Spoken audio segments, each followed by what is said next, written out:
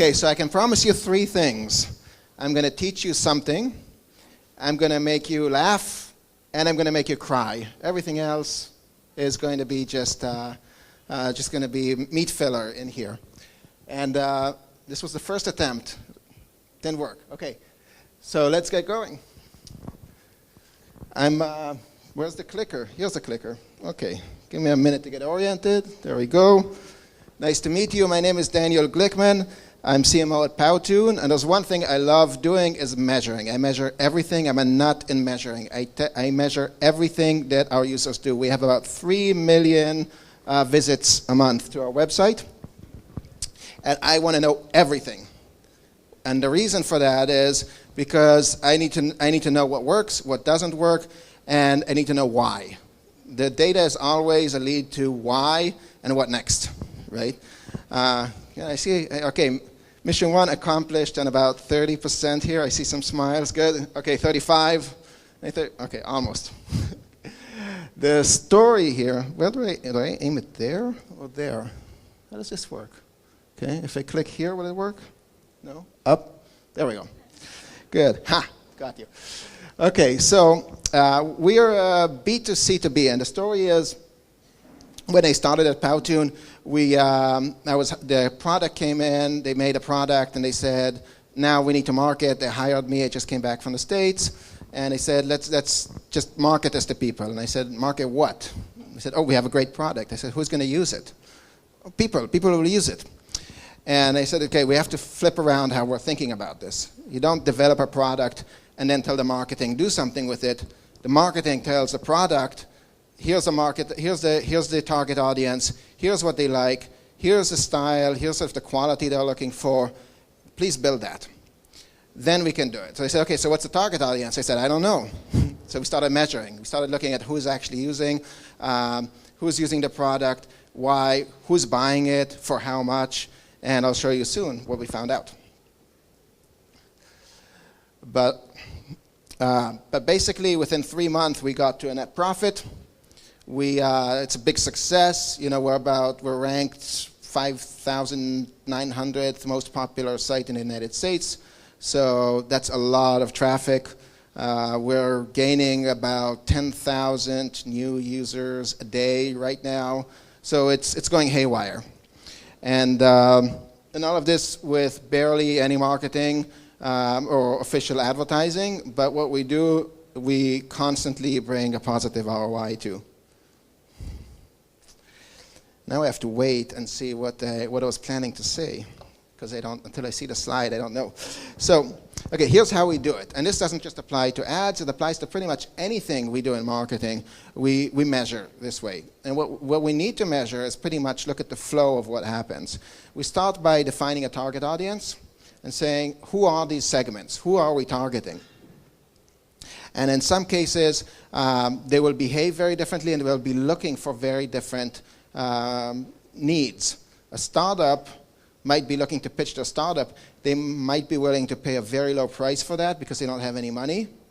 A professional marketer might be looking to get more conversions on their website or boost their SEO, and they will be willing to pay a lot of money if you can show them the value. The way they're going to measure it is going to be very different.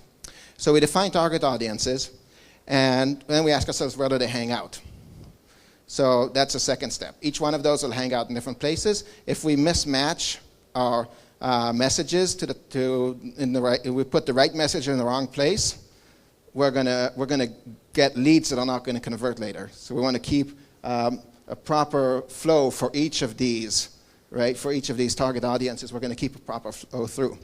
After that, we create an ad, and we say that matches that target audience in the context of where they're going to see it. And we bring them to a specific landing page, which could be our home page, for instance. In this context, it's a landing page. So we bring them to a page on the site that, again, continues its relevancy. Ideally, continues also the design flow and everything else. But not to make, one doesn't have to complicate it too much. It's just the message being consistent all the time. And at the end, we convert them.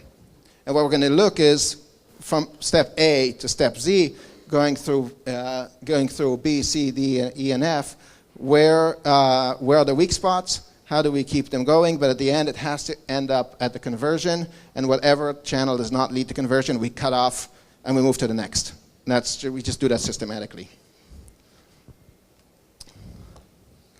So step one, we identify the buyer personas, and we say, okay, startups, how much are they willing to pay? What are they looking for? Small businesses, who are they? What are they, male, female? How much money do they make? Where do we find them? A little secret is the direct mail people from the offline. I used to use those back before the days of the internet. They have amazing data about people. Amazing. They know exactly who lives where, how much money they make, how much they owe on their mortgage. They know everything about you. And nowadays you can also use that in Facebook, etc. These guys are amazing with what they know. And we just need to kind of say, okay, what are our segments? And keep studying the segments. And how do we find out the segments? We asked. And we created a lot of segments, and we asked people, are you one of these? Are you a developer? Said, yeah. And then we found developers and designers behave exactly the same. From our perspective, they're one in the same segment. And we narrowed it down to 5. And here they are. Oh, look at that black line cutting right through. So these are our segments. These are who we market to, right? These guys. And the difference is, for instance, the EDU, teachers and students, very different in behavior, very different in their needs. The commonality, they don't pay, never pay, right? They do bring us other benefits. So the question is, okay, what benefit do they bring, and how am I going to measure that? And how am I going to encourage them to do that? They bring virality, they bring SEO, backlinks, so they do all those stuff, and I have to put a price on it. So I'm going to give a price, ideally, and say each student is worth 35 cents for me. Each marketer is worth $15 for me, okay? And you simply add up the numbers. Because if I just treat them all as one and the same, it doesn't quite compute. Now, we're going to want to give each one of those a custom message. Do I really have 3 minutes left? Is that serious? Oh my God. Okay, so let's zoom past this. 3 minutes. Okay, I'm going to create a custom message, each one of them, what they need. Here's an example for startups. If I show this to professional marketers, now click. If I show something too generic to startups, they're going to click, but then they're not going to buy. So I want the ones that I know are going to buy. I'm going to give them the right message for that. Forget about the ones that not. I'm going to put it in the right place in the right audience. And here's how I do it. I look at, if you look at this doesn't work, students on the left, I can see my conversion ratios for this specific ad, and I see that when it brings students in, I get 0 sales. I don't want students. And but I do see that in percentage-wise, I see that, say, marketing professionals do convert and do end up paying. So I'm going to focus on those with this message. Now, I'll simply go and customize every single ad down to the last detail and down to the last audience. And it's an example of where you can do it. And then I'm going to attach a UTM code. And if you don't know what it is, ask me afterwards. So I can track every single ad to every single campaign down in my system to the behavior inside my system. And that way I can tell this specific ad brought people that actually ended up converting. So when I get to a landing page, I want to say, the only video marketing solution designed exclusively to grow your small business. I'm not going to show that to marketers. I'm going to show that to small businesses. I know that they're small businesses because I put a UTM code and I brought them with a specific ad that said the same thing. They see this and boom, conversions jump.